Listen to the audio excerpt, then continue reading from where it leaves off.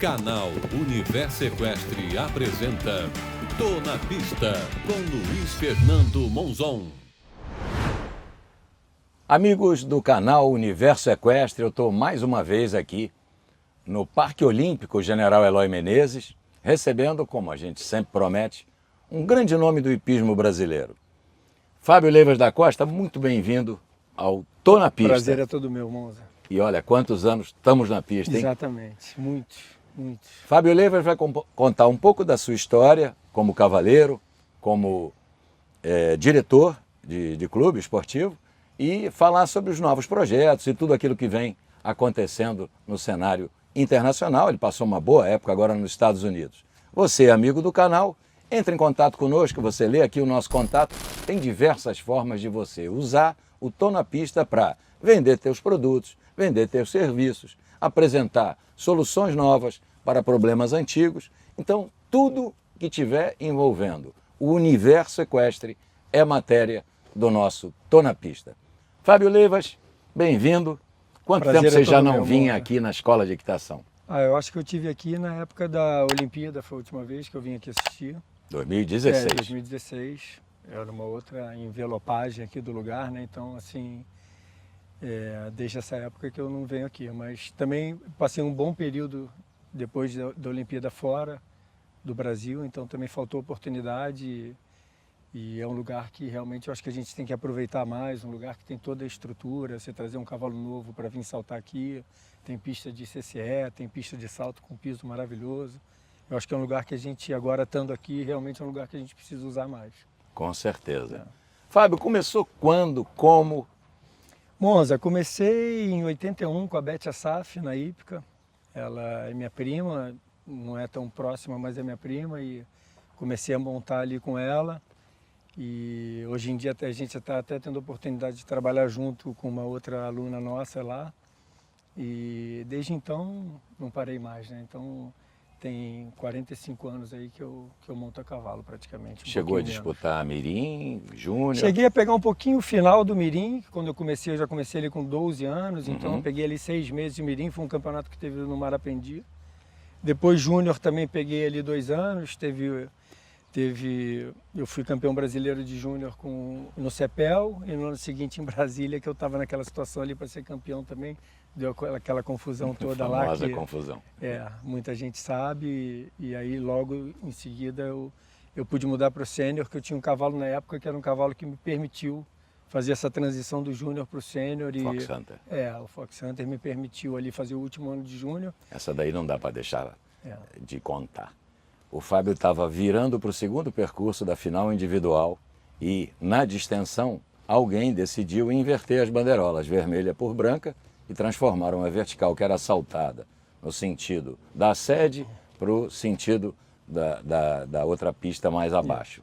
E ele veio ao trote, passou um X ao trote e foi denunciado, obviamente, por quem estava em segundo, terceiro ou quarto e que tinham todo o interesse que ele fosse eliminado por isso. Hoje em dia é bem complicada essa situação, porque o que prevê o regulamento é isso mesmo, mas duas coisas têm que ser levadas em conta aí. O fair play, não é? Há coisas que não estão escritas. Nem tudo está escrito na regra da equitação, mas o principal é jogo justo. Houve alguma vantagem competitiva quando você passou aquele trote? Eu acho que ia melhorar alguma coisa? Eu acho que nas categorias ali de Mirim, Júnior e tudo, eu acho que a gente tinha que ter ali um pouco do fator até educativo, né? Você realmente teve essa situação deles inverterem a bandeirola e eu me distraí, eu errei, não tem o contrário, mas foi o que você falou, era um X, não tinha nada disso, tanto é que eu terminei minha distensão, quando eu entrei na pista, o Coronel Pimenta me chamou e falou, eu estava 2 ou 3 faltas de vantagem, dificilmente eu ia perder aquele campeonato, seria um bicampeonato brasileiro, que seria importante, a beça para mim. E deu aquela confusão toda, porque eu acho que foi exatamente isso, foi uma coisa que poderia ter sido resolvida de outra forma. A bandeirola mudou, né? Você cansa de ver isso nos Estados Unidos, que você pode saltar os obstáculos para os 2 sentidos, você mesmo vai lá e muda a bandeirola, e às vezes você esquece, e a pessoa que está comandando ali o paddock te fala, olha, a pessoa te avisa, mesmo que você tenha dado um salto ali, quando quando vê que não é uma coisa intencional de má fé. Então, enfim, aconteceu, tanto é que depois de alguns anos o Coronel Pimenta veio me pedir desculpa, mas aí também já tinha passado, eu não guardo também mágoa de Só para quem não sabe, o campeonato não acabou. Não acabou, teve aquela briga toda. Não acabou.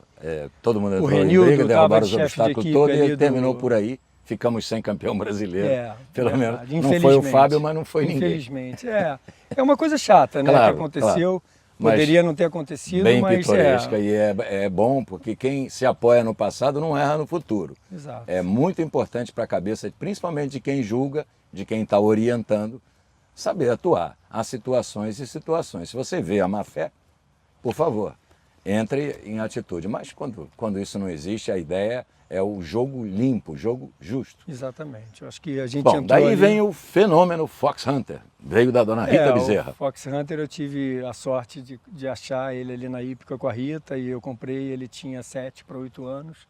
Eu consegui fazer ali o último ano de júnior, que foi em 86 isso, que ocorreu. Eu fui campeão em 85, 86 aconteceu isso.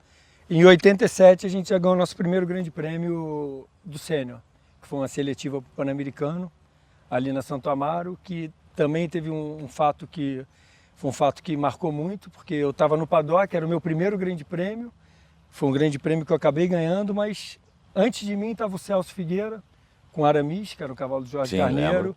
E ele acabou sofrendo um acidente e o cavalo teve que ser sacrificado ali por conta daqueles ganchos de antigamente. Que situação, teu cavalo esfriar, esperar tirar. E um grande amigo meu na época ali, o Celso, talvez fosse o meu melhor amigo, convivia comigo todo dia, então foi uma situação bem difícil.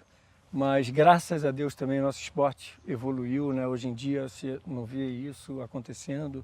A evolução do esporte, desde esse meu primeiro grande prêmio até hoje em dia, é uma coisa assim que o esporte mudou muito, né, Monzon? Principalmente a armação e a segurança. Eu vendo as minhas pistas de antigamente, vendo os grandes prêmios que eu fiz agora esse ano e tudo, é praticamente outro esporte, né? Sim, então, eu também fico feliz de ter passado por essa transição do esporte e ter me mantido em atividade, em alto nível, saltando os grandes prêmios até hoje. Então, isso também é uma coisa que me dá uma satisfação grande de ter tido esse cavalo que foi o Fox Hunter, que ele ganhou todos os grandes prêmios aqui no Brasil, ele ganhou os principais ali que tinham na época, o São Paulo, ele ganhou o Rio, ele ganhou Juiz de Fora, que era um grande concurso 2 vezes, ele ganhou, onde ele foi, ele ganhou. Sim. Então, é um cavalo que me projetou, é um cavalo que eu tenho uma recordação e um carinho enorme e eu consegui ter a sorte de ter esse cavalo no início da minha carreira. Né? Eu vou te pedir um favor, vira um pouquinho o teu relógio, porque esse tirar, maçarico aqui de realengo, ele está me dando, passando um solzinho extra aqui para mim. Bom, e aí chegamos nas disputas de vagas em equipes internacionais no Brasil. Você já teve nessa situação algumas vezes? Já tive, inclusive a primeira com Fox, foi a primeira vez assim que eu tive vamos dizer assim, uma grande decepção, porque em 91 a gente estava no auge ali, ganhando muitas provas e tudo, e como eu te falei, todos os grandes prêmios a gente já tinha ganho, e teve aquele Pan-Americano de Cuba, que eu achei que ali eu poderia estar dentro, mas a escolha do técnico foi outra, e naquela época ali eu fiquei bem decepcionado e tudo. Eu tinha ali 20 anos e o cavalo era meu, e eu acho que algumas coisas pesaram ali na hora da escolha, e acabei não participando. E em 92, que também quando foi na Olimpíada ali, que a gente ainda tinha nessa época, a gente tinha pouca gente morando fora, né? Sim. A gente tinha ali o Neco e o Rodrigo e o resto da equipe era praticamente ia do Brasil Saía mesmo, do Brasil. Né? Então, em 92 realmente meu cavalo já estava no final, aí eu acho que realmente eu não tinha mais condições. Depois eu fiquei, quando o Fox Hunter terminou, eu fiquei um período um pouco ali sem cavalo e tudo, e aí apareceu o projeto da Domar na minha vida, que foi quando a gente de novo começou a ter cavalo em alto nível e cavalos de competição mais importantes, tinham o poder de saltar as coisas que se propunha.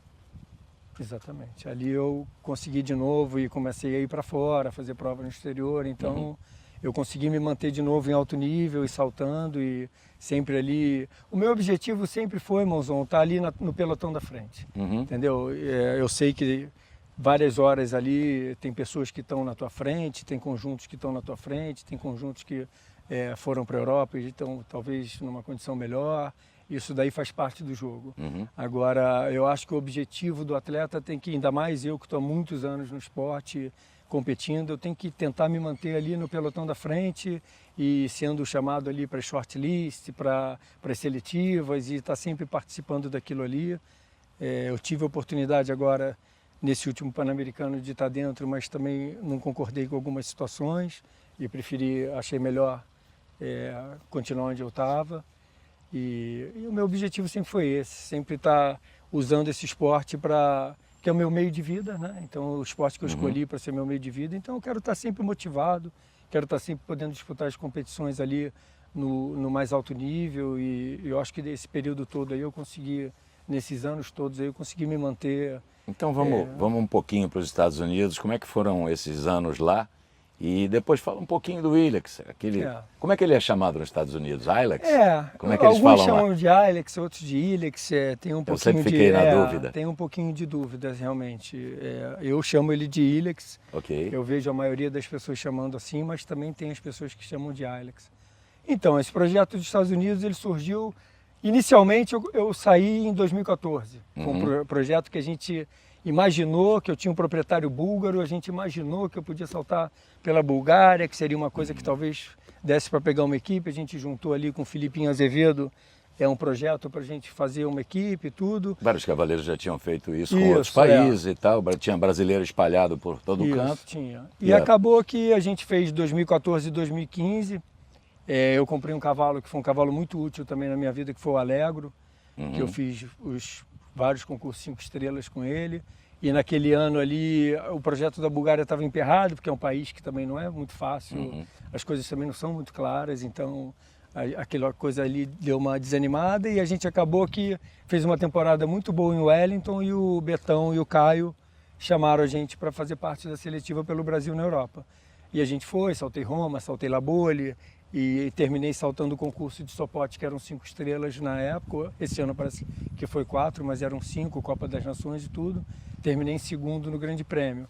E fiquei ali também em sexto ali para entrar, qualquer coisa que acontecesse, eu estava ali de sobreaviso, mas acabou que foi uma outra equipe e esse projeto desses cavalos terminou, porque o Alegro também já era um cavalo de 16 anos, aí ele teve outros caminhos e eu comecei pela Bonne Chance esse projeto dos Estados Unidos. Conta um pouquinho o que é a Bonne Chance para quem está chegando agora. A Bonne Chance foi uma coisa que a gente começou em 2015, que praticamente comecei eu e o proprietário ali, a gente tendo aula e montando, e foi uma coisa que foi crescendo, foi surgindo. A gente foi para os Estados Unidos no primeiro momento, a gente levou um grupo de cavalo que a gente teve um bom sucesso com uma égua chamada Tosca, que a gente participou de Copa das Nações, a gente viajou, fez Copa das Nações no Canadá, 5 estrelas, ela teve muitos bons resultados, a gente teve também uma possibilidade boa de vender, mas a gente resolveu ficar com ela, porque acima de tudo ela era uma égua, então hoje em dia ela tem vários potros. E as coisas foram crescendo aqui no Brasil um pouco, lá na Europa bastante também, a gente foi investindo muito em cavalos novos, porque hoje em dia o preço do cavalo está muito caro, então para nós principalmente, você comprar um cavalo pronto hoje em dia, além do risco de você não saber exatamente o que você está comprando, os preços são muito altos. Então a gente resolveu ir para esse lado um pouco.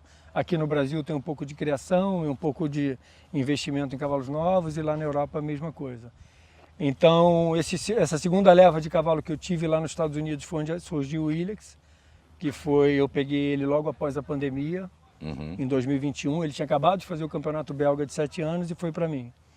E aí eu fiz 3 anos de temporada com ele. E já no segundo ano ele já começou a chamar um pouquinho de atenção.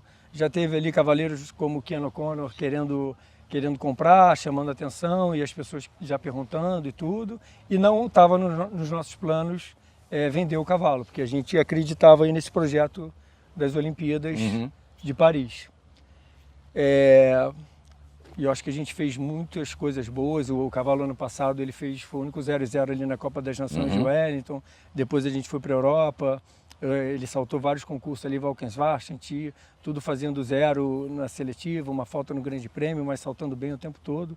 Ele tinha um percentual de 0 muito grande, esse cavalo, no que ele tinha feito. Acabou que a gente foi a Rickstedt e ele fez 0 numa volta da Copa e 0 no Grande Prêmio. Então ali ele realmente confirmou.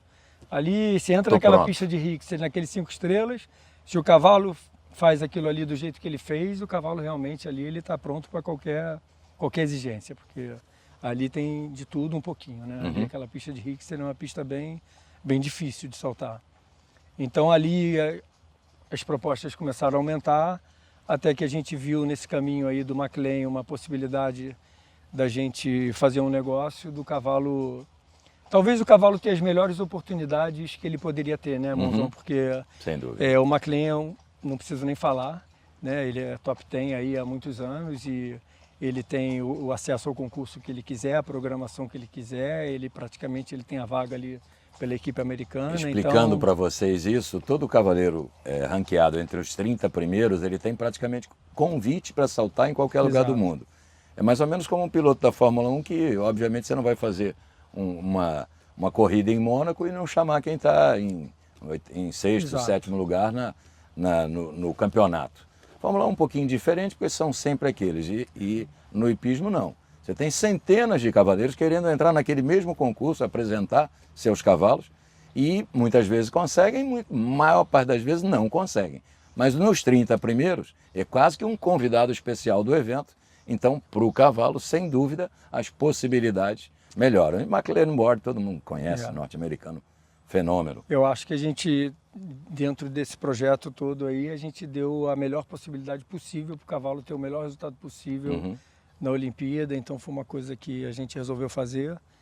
E assim que foi feito isso, acho que o meu ciclo ali também, depois de 10 anos fora, eu acho que também estava o momento de eu voltar um pouco para casa e entrar em outros projetos, fazer outras parcerias e continuar com algumas possibilidades também dentro da Bonne Chance. Então eu acho que foi, para mim, foi para mim não deixa de ter sido um prêmio, entendeu, Monzon? Porque eu agora, se eu tiver a possibilidade de ver meu cavalo saltando a Olimpíada e com um cavaleiro desse nível, dentro da equipe dos Estados Unidos, você colocar um cavalo entre os 4 melhores dos Estados Unidos é uma coisa que é muito difícil. É uma porta aberta para outras pessoas virem buscar cavalo. Exato, quando você falar, eu tenho um aqui. Eu acho que e vários, eu tenho uma filha que monta também, então ela também, ela acabou de passar 2 meses lá na casa do McLean, está indo agora de novo para a Europa para fazer essa parte final da preparação do cavalo para a Olimpíada. Então eu acho que foram várias coisas que juntaram e sem dúvida eu acredito muito que esse cavalo vai ter uma boa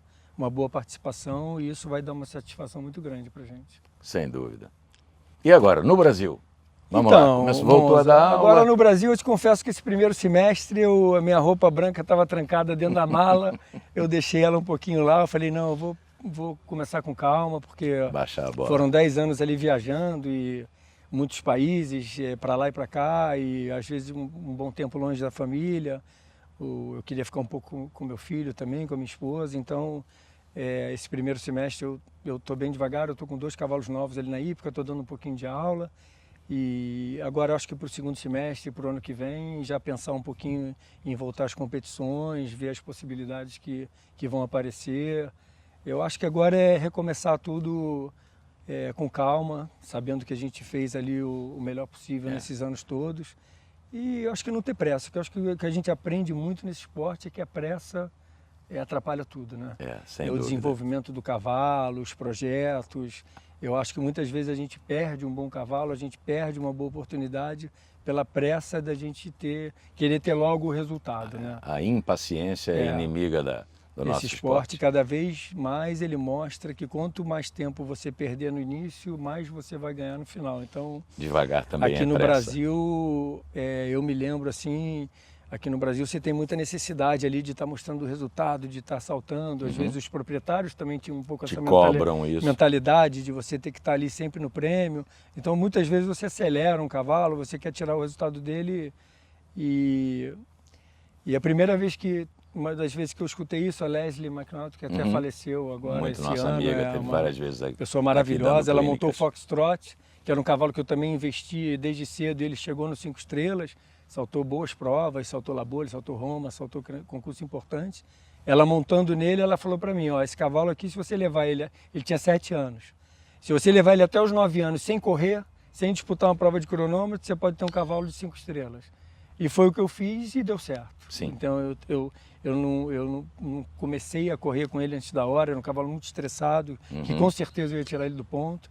Então o maior aprendizado que eu acho que eu tive esse tempo todo foi que a pressa é com certeza inimiga ali do resultado final. Acho que a gente E as coisas ter... são cíclicas, né? Você estava me falando, começou a montar ali no Centro Hípico do Rio de Janeiro, via lá o Coronel Romero, Franco Pontes te orientava. Isso. E agora aqui, antes da entrevista, conversando com o atual comandante da Escola de Equitação, você viu aqui esse lugar maravilhoso e falou, vem cá, tem possibilidade de eu trazer um cavalo novo, rodar ele um pouco aqui, pular numa pista grande, num piso diferente, trabalhar ele na pista no CCE, pegar uma coisa tem dessa. Tem um super indoor aqui também. Tem um bom entendeu? indoor, uma pista coberta muito agradável, dá para montar em dia de chuva. Eu fui muito ali no Centro Hípico quando era mais novo, por conta do general e do coronel Franco Pontes, então ele sempre me levava ali. Então tem coisas que eu agora voltando aqui, você vai reencontrando e vai vendo realmente o valor que aquilo ali tem na tua vida, né? Que teve e que pode voltar a ter. Nós tivemos muito tempo na Hípica do Rio, a banqueta, por exemplo, que ajudava a preparar cavalos novos. Aqui você vai ter que encontrar 20 banquetas de todos os formatos, tamanhos, altura. Então, pô, a Escola de Equitação, sem dúvida, vai te receber de braços abertos aí nesse projeto de cavalos novos. E pegando esse gancho aí do Rio também, se a gente tiver um pouquinho de tempo ainda, eu acho que a gente tem que... Eu acho que a gente chegou no momento ali do Rio, da gente agora tentar juntar força ali, todo mundo, caminhar ali na mesma direção, porque o Rio de Janeiro, ele passou um período um pouco difícil aí, né? Vem passando. O Estado, não só a Hípica, né? Sim. O Estado do Rio de Janeiro passou um período muito difícil, que eu acho que algumas pessoas ali, por esforços individuais, conseguiram manter as coisas caminhando, mas talvez não o suficiente para a gente ter... O Rio de Janeiro sempre foi, junto com São Paulo, ali a grande potência do... Exatamente, exportamos valores durante muito tempo, né? tanto para a Europa quanto para outros estados do Brasil. Eu, do período que eu saí para cá, eu vi 8 cavaleiros importantes que estavam ali na época que eu estava aqui antes de sair, que foram competir fora, como o Stefan Basta, Felipe Amaral, o Chiquinho Azevedo, vários cavaleiros que não precisa nem falar da qualidade deles e que foram embora do Rio. Sim. Né? Então o Rio hoje em dia eu vejo um pouco enfraquecido dentro do circuito nacional. Sem dúvida. Com certeza vem melhorando. Eu acho que as coisas voltaram a melhorar um pouco. Já teve pior. Eu acho que as coisas voltaram a melhorar. Mas eu acho que talvez se eu puder ajudar também agora a gente tentar unir esforços ali e voltar a fazer um estado forte, competições importantes e trazendo de novo ali a importância do nosso estado ali para dentro do cenário. Porque eu vi que alguns estados cresceram com muito mérito, né? Curitiba, Brasília, e a gente ficou um pouco estagnado, né? Então crescemos como rabo de cavalo, né? Para baixo. Não é culpa só do hipismo, né? Porque o culpa estado da economia, do Rio de Janeiro culpa de vários problemas. Passou aí vários momentos muito difíceis. Então, sem dúvida. Eu acho que também as pessoas não fazem milagre, né? Mas eu acho que se agora a gente conseguir juntar todo mundo que quer ajudar e caminhar numa direção só, porque ali não tem como ter divisão, né, Monzão? Sem dúvida. Eu acho que já é um clube pequeno, com poucos sócios. Se ainda ficar dividido, a gente não vai chegar a lugar nenhum. Fica muito complicado de fazer andar. Ali tem que estar todo mundo tentando caminhar na mesma direção e com a mesma vontade de fazer aquilo ali funcionar, porque é um esporte difícil. Sem dúvida. Não é um esporte fácil, é um esporte que você ter resultado não é fácil, é difícil. A gente depende de um cavalo, a gente depende do investimento. Não é um esporte barato, a gente sabe que é um esporte caro. No alto nível, principalmente. No alto nível, principalmente. Você tem acesso ali a entrar e tudo, mas para você desenvolver esse esporte até o alto nível, realmente você precisa de uma estrutura que se tiver uma divisão... se tiver gente puxando para dois lados, cabo de guerra não vai levar a nada. A gente não vai chegar a lugar nenhum. Então, eu acho que se nessa volta aí também a gente puder colaborar um pouquinho com essa retomada. Eu acho que essa tua palavra de chamamento para que todo mundo, de alguma forma, sem egos exaltados, nada disso. Vamos nos ajudar, vamos ajudar. Esquecer os problemas pessoais e tentar ajudar o clube, né? Exatamente, ali, o clube, a federação, ali eu acho que não tem que ter quem manda, tem que ter quem faz. Exato. Né? Eu acho que ter no clube quem manda é ruim, porque o clube é de todo mundo. O clube não tem dono, o clube é uma sociedade hípica, né? Então você não pode ter quem manda no clube, você tem que ter quem quer fazer, né? Quem quer estar ali para ajudar, para fazer. Então isso daí eu acho que é uma das coisas que eu gostaria de poder ajudar. Sem dúvida. Gente, a gente conversou um pouquinho com Fábio Leivas da Costa. Quem não conhece a longa trajetória que ele está me falando, já há 45 anos montando, mas pelo menos 38 aí como profissional. Eu profissionalizei em 87. Provas. Exato. Então eu errei por um. Fábio, bem-vindo à Escola de Equitação, bem-vindo de volta ao Brasil e bem-vindo ao Rio de Janeiro para a gente fazer força para conseguir levar isso adiante. Eu tenho certeza que você também é uma das pessoas que faz de tudo para ajudar. Esse programa aqui é uma prova disso, que a gente é carente desse tipo de programa. A gente teve pessoas aí que passaram pelo hipismo, que não deixaram esse registro. Né? A gente perdeu pessoas aí como a Rita, como a Lúcia há pouco tempo. Que muito pouco ficou talvez deles. A gente não tenha tido essa oportunidade de fazer. Então acho que hoje em dia essa tua iniciativa aí é espetacular para o esporte, você, o Adel. Então acho que o Rio de Janeiro está precisando disso, de juntar, de se promover, porque a gente tem potencial, né? Sem dúvida, né? Sem dúvida. Sempre andamos na frente. Prazer gente, estou na pista, mais uma vez trazendo um grande nome, uma personalidade do hipismo. Você que é nosso parceiro, por obséquio, fale com os amigos, peça para se inscreverem. Quanto mais formos, mais fortes seremos. Vamos sempre trazendo novidade, pessoas importantes e principalmente conhecimento sobre esse fascinante universo equestre. Estou na pista, estamos juntos, ajude-nos, estaremos sempre juntos. Tô na pista com Luiz Fernando Monzon.